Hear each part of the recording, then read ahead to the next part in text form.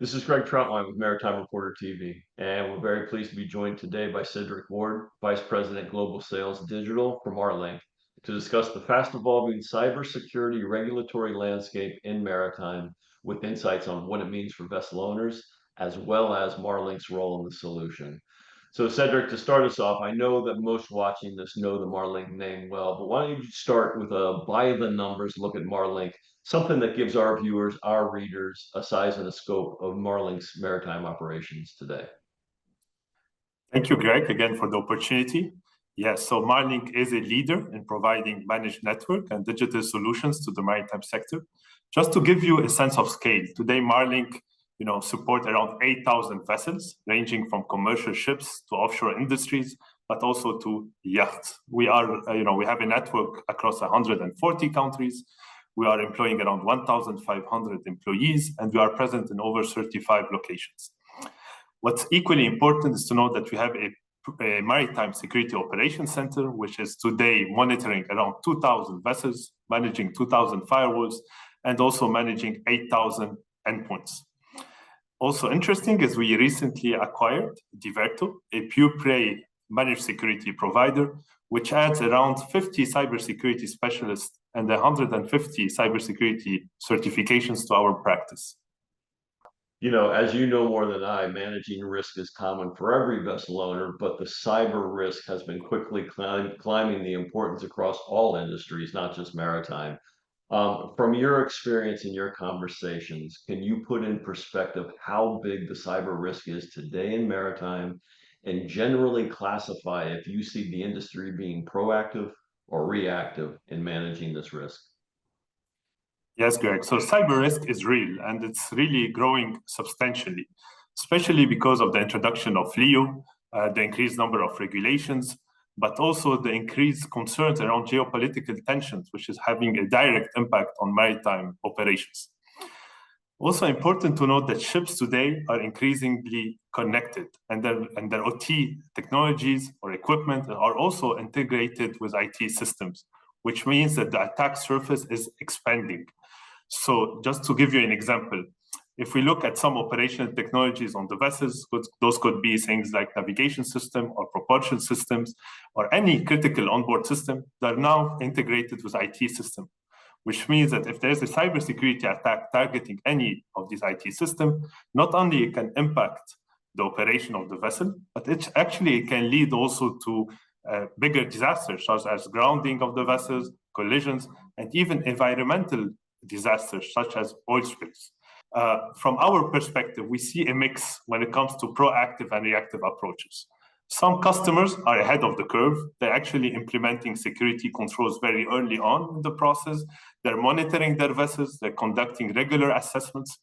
But others, and those are still the majority today, unfortunately, Greg, are more reactive to regulations or to specific incidents. So I understand that Marlink will soon produce and deliver a SOC report which examines current cyber attacks and threats. And quite frankly, I'm looking forward to reading it because I know when people talk about cyber attacks and threats, it's not the first thing that they really are readily able and willing to talk about. Can you discuss the threat picture at the moment as you see it?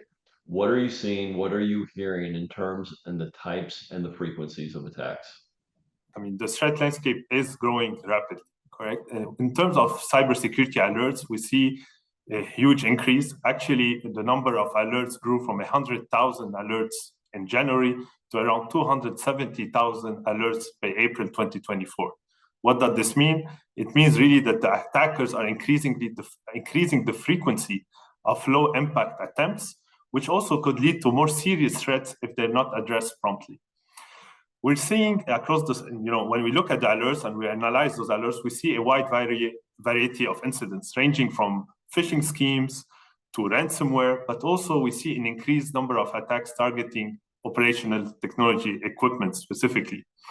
Phishing schemes are representing around 48% of cyber incidents in 2024. Control and command attacks are representing around 36%, and this is really due to the exploitation of malicious files and documents. We also see a rise of botnets targeting IoT devices, which also indicates the importance of IoT security. So today, what's the biggest concern for us is also the sophistication of these attacks. So these attacks are becoming more and more tailored towards maritime specific systems. Cedric, what's your best advice for vessel owners today? I mean, what should they be doing now to protect themselves?